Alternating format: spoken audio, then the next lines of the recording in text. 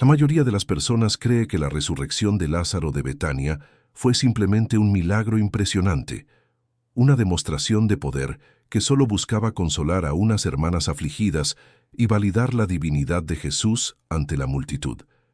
Pero existe un versículo en el Evangelio de Juan, justo en el capítulo 11, que dice que esta enfermedad no es para muerte, sino para la gloria de Dios, para que el Hijo de Dios sea glorificado por ella. Sin embargo, la Biblia registra que Lázaro sí murió, y no solo murió, sino que llevó 4 días enterrado. ¿Qué significa esto realmente? Cuando Jesús contradice la realidad visible de la muerte. Si el propósito era la gloria de Dios, ¿por qué la narrativa bíblica enfatiza tanto el retraso, el hedor inevitable y la desesperación absoluta de todos los involucrados? La clave no está solo en el acto de resucitar, sino en el tiempo que Jesús esperó, un tiempo que desafió toda lógica humana y las tradiciones más sagradas de Judea. Hoy vas a descubrir la verdad completa sobre por qué Lázaro tuvo que morir de esa manera tan específica, por qué su regreso desencadenó un complot de asesinato político y cómo esta historia es la puerta de entrada para entender el verdadero poder de Jesús sobre la muerte. Una historia que va a sacudir tus creencias y redefinir lo que significa esperar en medio de la tragedia. Viajemos ahora a Judea, a un pequeño pueblo llamado Betania, a solo unos 3 kilómetros de la frenética capital, Jerusalén. Mientras Jerusalén era el centro del poder religioso y la política opresiva del Sanedrín y los romanos, Betania era un oasis de paz, un refugio lleno de olivos y tranquilidad. En este lugar vivía una familia que Jesús amaba profundamente, Lázaro y sus 2 hermanas, Marta y María. No eran simplemente amigos casuales, sino que eran parte del círculo íntimo, ofreciendo a Jesús no solo alimento físico, sino también descanso emocional, lejos de las multitudes exigentes y los fariseos siempre acechantes. Eran su familia elegida, su puerto seguro.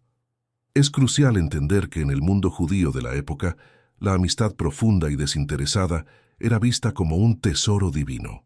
Las Escrituras nos pintan un cuadro de una relación inusualmente cercana, tan cercana que el Evangelio se permite el lujo de detenerse en detalles domésticos.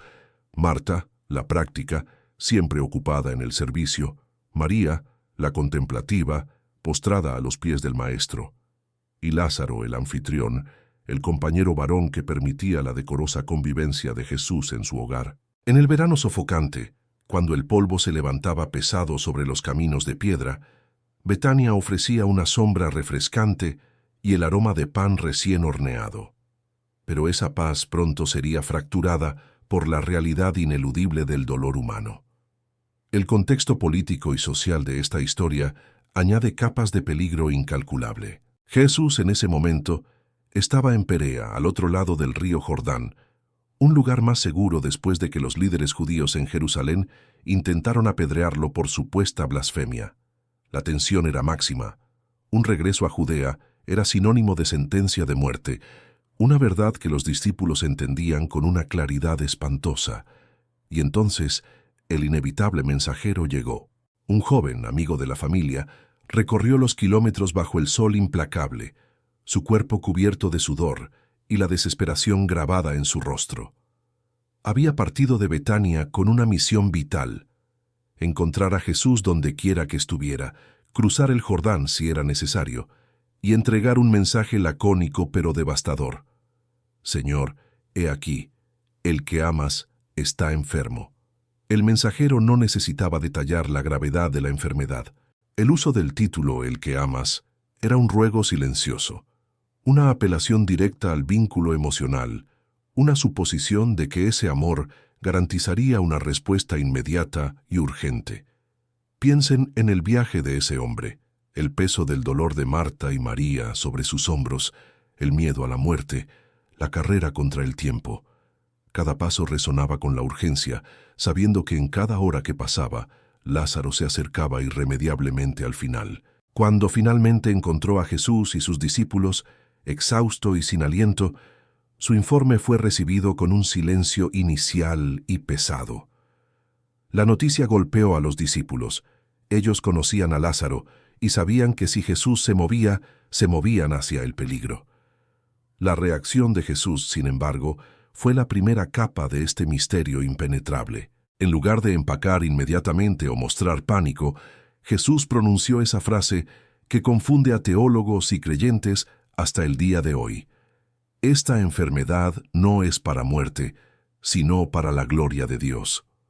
Una declaración profunda que intentaba calmar, pero que sonaba completamente hueca y distante, para el mensajero que acababa de ver el rostro pálido y la respiración superficial de Lázaro. Los discípulos debieron mirarse unos a otros con desconcierto palpable. Si no es para muerte, ¿por qué la urgencia? Si es para la gloria, ¿por qué no actuar ahora mismo? Pero lo que nadie entendió en ese momento es que la gloria de Dios a veces requiere la profundidad de la desesperación para manifestarse en su máxima potencia. La acción de Jesús fue la antítesis de la lógica humana. Después de recibir la noticia, no se apresuró. Al contrario, se quedó en el lugar donde estaba, con sus discípulos, durante 2 días completos. Imaginen esa espera. Para Marta y María en Betania, cada tic del reloj de arena era una tortura. Habían enviado el mensaje con fe absoluta, esperando que la simple palabra de Jesús, o su presencia, fuese suficiente para revertir el declive. En la mente de ellas, Lázaro resistiría lo necesario hasta que el Maestro llegara. Pero el primer día pasó, y la fiebre se intensificó, y la respiración de Lázaro se hizo más raspada y débil. El segundo día llegó, y con él, la rendición. Lázaro, el amado hermano, cerró los ojos y su espíritu partió. La casa de Betania se llenó instantáneamente del lamento ritual de los dolientes, los hombres y mujeres contratados para llorar, y los amigos que se congregaban en solidaridad, como era la costumbre judía. Mientras tanto, a kilómetros de distancia, Jesús permanecía quieto. ¿Por qué el retraso deliberado? Este no era un mero problema de agenda, era una lección estructurada sobre la fe y el poder. Jesús, al retenerse, estaba permitiendo que la situación alcanzara un punto de no retorno, un punto que eliminara toda duda humana. En el pensamiento judío de la época, existía la creencia popular de que el alma del difunto revoloteaba cerca del cuerpo durante 3 días, con la posibilidad de regresar. Después del tercer día, la descomposición física se hacía innegable y la esperanza se extinguía por completo. La muerte se consideraba irreversible, total, sellada. Jesús esperó hasta que el tiempo de la esperanza humana, 3 días, hubiera expirado y comenzado el cuarto.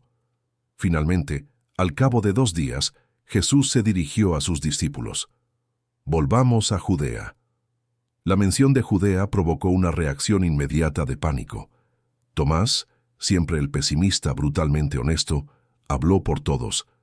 Rabí, recién los judíos procuraban apedrearte, ¿y vuelves allá? La memoria de la violencia reciente era fresca, y la lealtad de los discípulos estaba siendo puesta a prueba.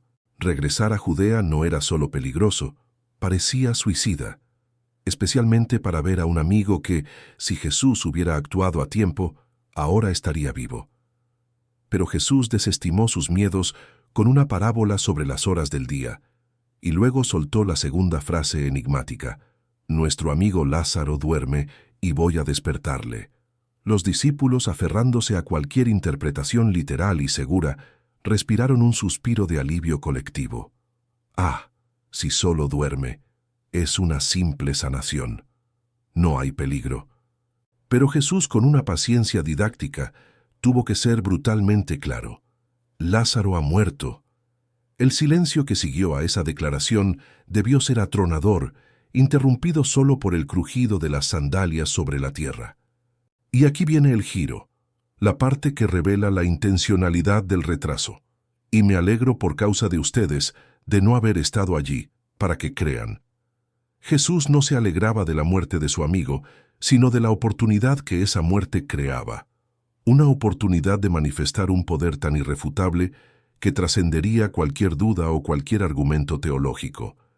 El viaje fue tenso y silencioso. Cruzar el Jordán, bordear el desierto, acercarse a Jerusalén era caminar directamente hacia la boca del lobo.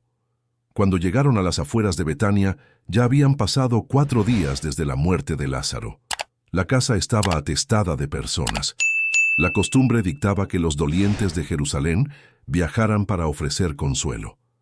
Cuando Marta se enteró de la llegada del Maestro, no dudó. Dejó a la multitud y salió corriendo al encuentro de Jesús, su corazón dividido entre el resentimiento y la fe persistente. La escena de su encuentro es una de las más conmovedoras y honestas de las Escrituras. Marta no se anduvo con rodeos ni con frases diplomáticas. Su voz, cargada de dolor acumulado durante 4 días, expresó la acusación directa que había estado rumiando. «Señor, si hubieras estado aquí, mi hermano no habría muerto». La declaración es un lamento teológico, una afirmación absoluta de la capacidad de Jesús para sanar, pero también una queja amarga sobre su aparente indiferencia o su tardanza inexplicable.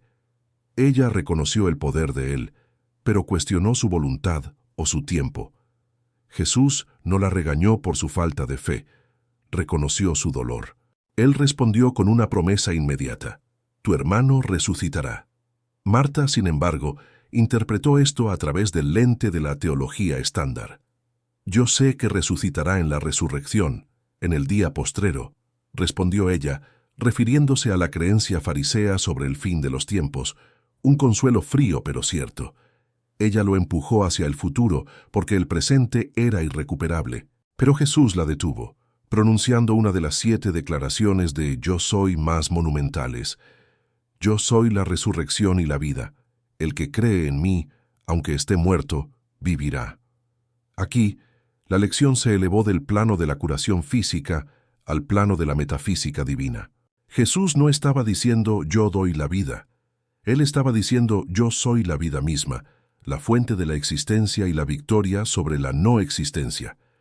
Él estaba reclamando el dominio, no solo sobre la enfermedad, sino sobre la muerte eterna. ¿Crees esto, Marta? Fue la pregunta crucial. Y Marta, superando su dolor y su confusión, respondió con una de las mayores confesiones de fe en los Evangelios. «Sí, Señor. Yo he creído que tú eres el Cristo, el Hijo de Dios, el que ha venido al mundo». Habiendo sembrado la semilla de la fe en Marta, ésta regresó a la casa para llamar discretamente a su hermana María. María, cuya naturaleza era más emocional y reservada, reaccionó aún más violentamente al dolor. Cuando llegó ante Jesús, se postró a sus pies. Su cuerpo temblaba por el llanto incontrolable, repitiendo exactamente la misma acusación que Marta, pero con una intensidad diferente. «Señor, si hubieras estado aquí, mi hermano no habría muerto». El dolor de María era tan puro y tan abrumador que no requirió más palabras. Ella había dicho todo lo que necesitaba decir en esa simple, devastadora frase. La escena que siguió es, quizás, el momento más humano y divino de la historia bíblica. Jesús, al verla llorar, y al ver a los judíos que la acompañaban llorar también, se conmovió profundamente en su espíritu y se turbó. La palabra griega utilizada aquí no es simplemente sentir pena. Significa conmoverse hasta lo más profundo, agitarse violentamente por dentro. Jesús estaba experimentando la empatía de Dios con el sufrimiento humano, el profundo dolor que el pecado y la muerte trajeron a la creación. Y entonces él preguntó: «¿Dónde le pusisteis?». Y al dirigirse a la tumba sucedió lo impensable, el versículo que condensa la divinidad y la humanidad en una sola acción. Jesús lloró. 2 palabras, un océano de significado. El Hijo de Dios, que sabía que en minutos Lázaro estaría vivo, se permitió sentir la punzada de la pérdida humana. Los judíos que observaban este llanto se dividieron instantáneamente. Algunos dijeron: «Miren cuánto le amaba», reconociendo la profundidad de su afecto. Pero otros, cínicos y mordaces, lanzaron una crítica terrible. ¿No podía éste, que abrió los ojos del ciego, haber hecho también que éste no muriera? La ironía era dolorosa. Ellos creían en su capacidad de sanación, pero dudaban de su poder sobre la muerte y, más aún, cuestionaban el momento de su intervención. Fue en este ambiente cargado de escepticismo, dolor y el olor incipiente de la muerte que Jesús llegó al sepulcro. El sepulcro era una cueva, y una piedra pesada estaba colocada sobre la entrada. Era el sello de la finalidad. No había posibilidad de error. La muerte estaba confinada allí. Jesús ordenó: «Quiten la piedra». Y aquí se produce la segunda protesta de Marta. Ella, la mujer práctica, la que había afirmado su fe inquebrantable en la resurrección futura, no pudo soportar la realidad sensorial del presente. «Señor, ya huele mal», dijo ella, con la voz ahogada por la vergüenza y el disgusto. «Porque es de 4 días». Esta frase, «es de 4 días», es la prueba forense de la resurrección. No era un coma, no era un desmayo, era descomposición avanzada. El cuerpo de Lázaro ya había entrado en la putrefacción irreversible, confirmada por la hermana más cercana. El olor era el testigo mudo de la muerte total, el último clavo en el ataúd de la esperanza. Jesús, con una calma que contrastaba con el frenesí emocional del momento, le recordó a Marta la promesa: «¿No te dije que si crees, verás la gloria de Dios?». La piedra fue retirada. La oscuridad de la tumba se abrió a la luz del sol de Judea. El aire que salió de la cueva debió ser espeso, cargado con el hedor dulce y nauseabundo de la carne descompuesta, un olor que envolvió a la multitud y sirvió como un recordatorio brutal del horror que estaban a punto de presenciar. Con el acceso abierto, Jesús elevó sus ojos al cielo. No oró para que Lázaro volviera, oró en acción de gracias, asegurándose de que la multitud supiera que su poder venía directamente de su Padre, silenciando así las acusaciones de brujería o blasfemia que seguramente seguirían. «Padre, gracias te doy por haberme oído». Y entonces el silencio se apoderó de todos. El único sonido era quizás el viento moviendo las túnicas y la respiración contenida de la multitud. Y luego la orden resonó. No fue un susurro, ni una oración compleja, sino un mandato simple y fuerte, una voz que atravesó la barrida de la cueva, la tumba y la barrera infranqueable de la muerte. «Lázaro, ven fuera». El impacto de estas palabras fue eléctrico, cortando el aire con una autoridad nunca antes vista. Piensen en la escena desde la perspectiva de los que observaban. El silencio era absoluto. 1 segundo, 2 segundos. Nada. La tensión era insoportable, la incredulidad comenzaba a surgir. Los cínicos estaban a punto de reír. Pero en ese preciso instante, algo sucedió en la oscuridad de la cueva. Un sonido, un arrastre seco, sordo, como de material viejo raspando contra la piedra. El movimiento. Lentamente e increíblemente de la oscuridad emergió una figura. Era Lázaro, pero no era la imagen limpia de una resurrección de película. Era Lázaro envuelto, atado de pies y manos con las vendas de lino, exactamente como había sido enterrado. Su rostro también estaba cubierto con un sudario. Se movía con dificultad, casi tropezando, la visión de un hombre momificado y andante, un espectro. El hedor de la muerte, aunque quizás mitigado por el milagro, permanecía en las vendas. La multitud debió emitir un grito colectivo de terror y asombro. Este no era un fantasma. Este era un cuerpo muerto, reanimado, atestiguando físicamente el poder absoluto de Jesús sobre la corrupción de la carne y el fin del espíritu. La manifestación fue tan gráfica, tan innegable, que no dejó espacio para la duda sobre si estaba realmente muerto. La prueba era visual, auditiva y olfativa. Y Jesús miró a la figura envuelta, que apenas podía moverse, y dio su última orden con respecto a este milagro: «Desátenle y déjenle ir».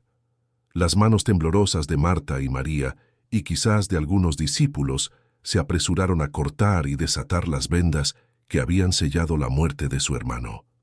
El proceso de desatar a Lázaro, de liberarlo de las ataduras de la tumba, fue un acto ritual que simbolizó la liberación de toda la humanidad de la esclavitud de la muerte. Finalmente libre, Lázaro se puso de pie, un hombre que había cruzado la frontera más infranqueable y había regresado.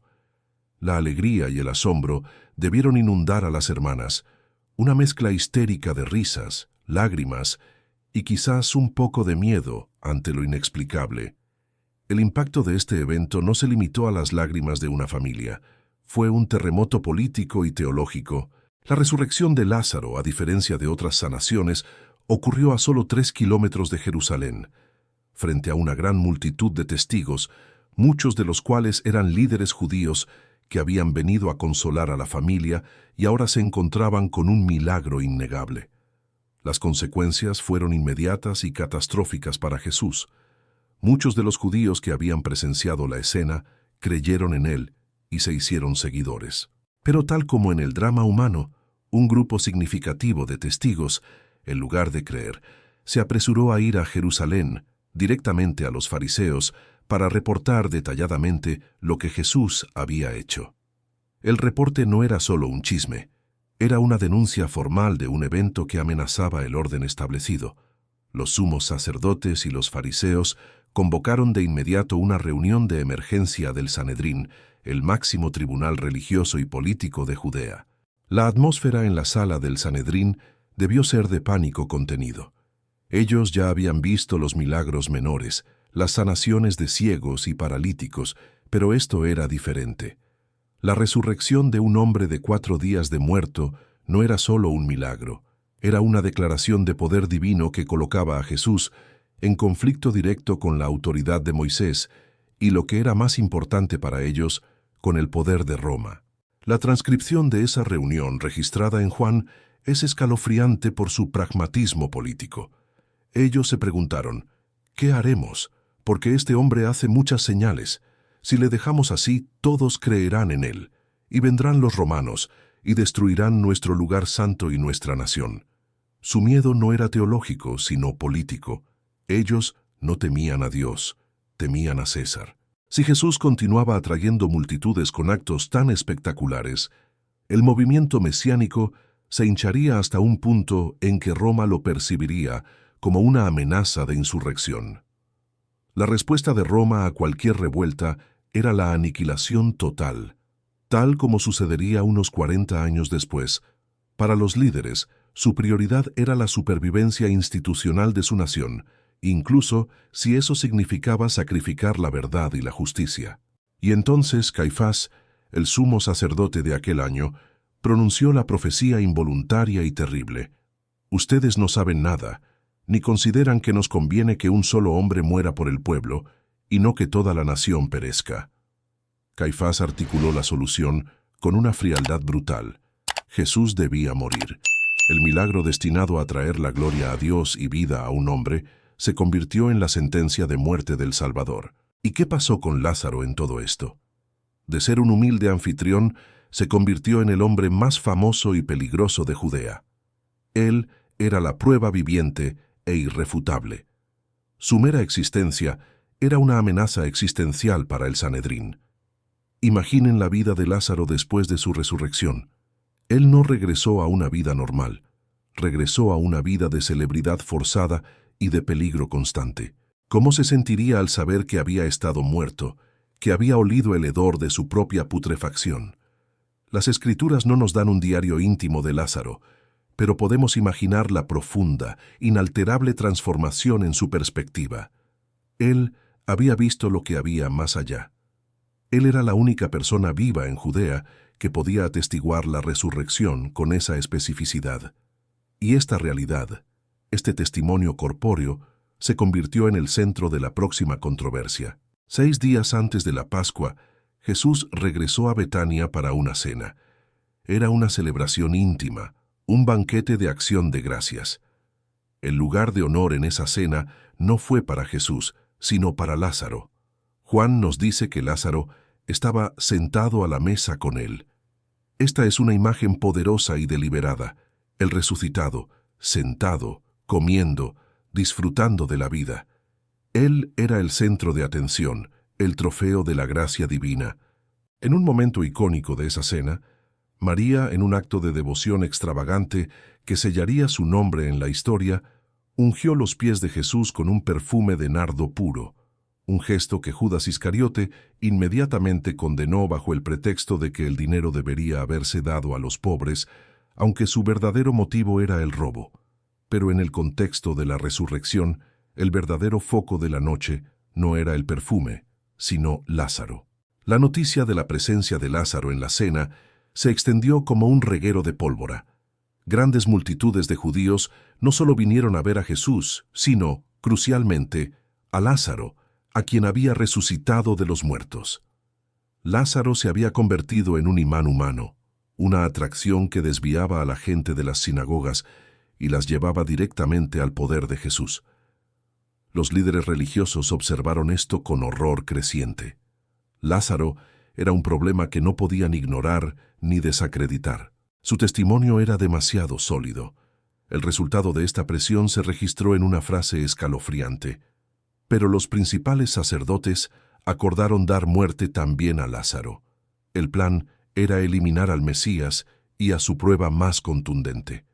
Lázaro se convirtió en un mártir en potencia, no por lo que había hecho, sino por lo que era, la encarnación de la promesa de vida eterna. De ser un amigo amado que necesitaba ayuda, se transformó en un fugitivo político. Su regreso de la muerte, que debía ser el culmen de la alegría, lo condenó a ser perseguido de nuevo por aquellos que temían la verdad. Esta es la tragedia de Lázaro. Fue resucitado para servir a un propósito divino, pero ese propósito lo colocó en la mira del poder religioso. El evento de Lázaro es el punto de inflexión en la historia de Jesús.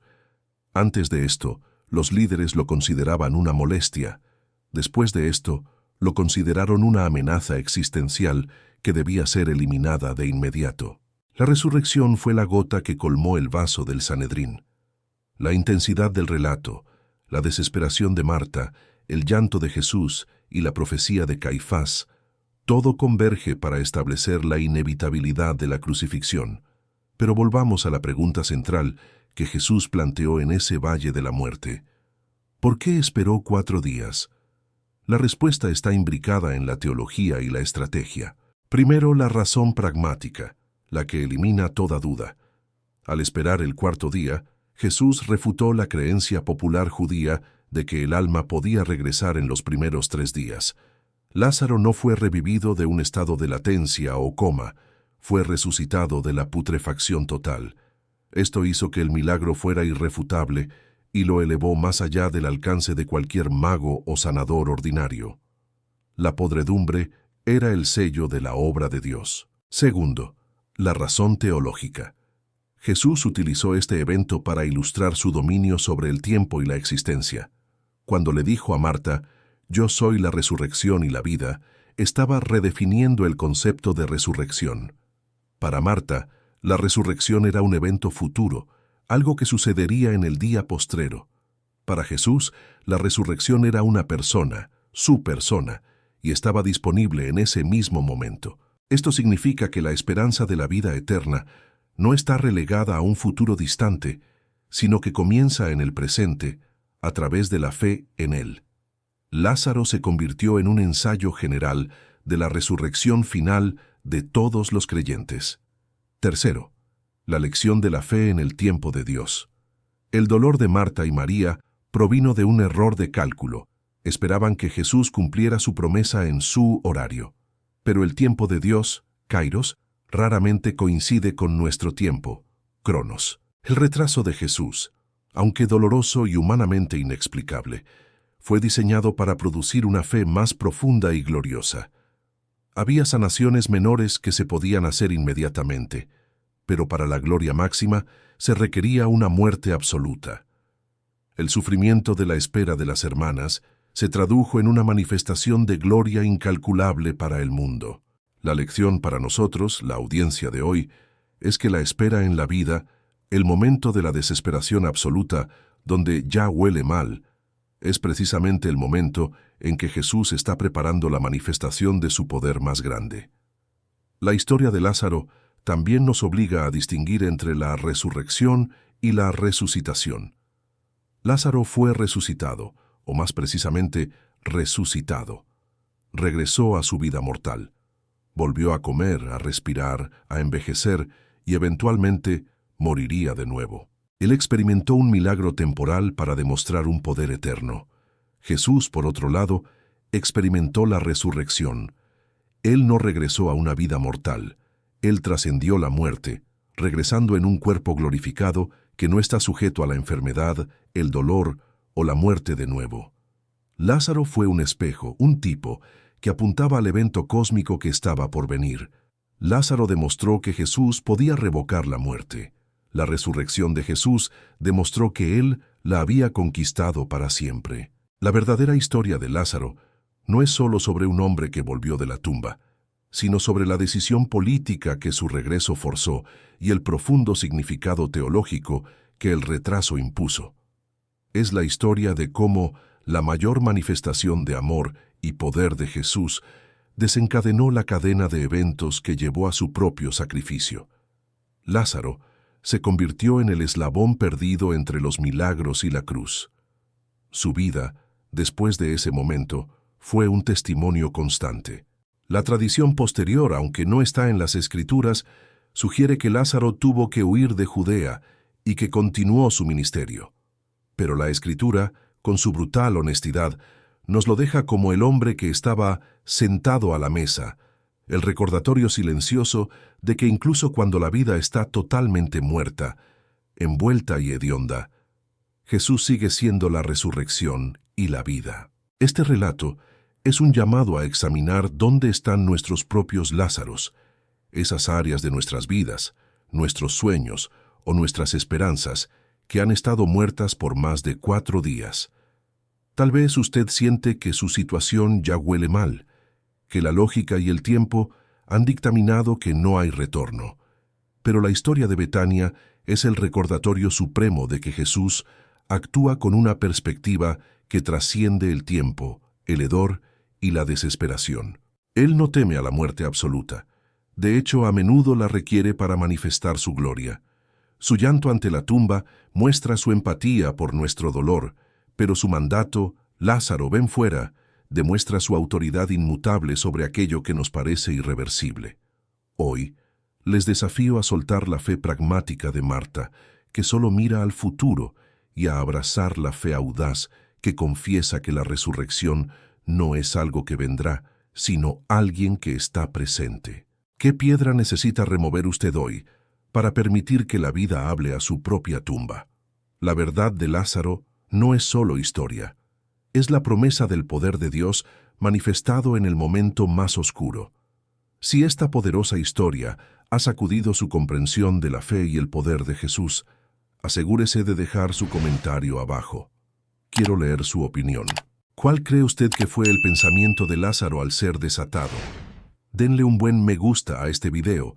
Compartan esta verdad irrefutable con alguien que sienta que su esperanza ya expiró y suscríbanse a este canal para que sigamos desenterrando las verdades bíblicas más profundas. Nos vemos en el próximo video.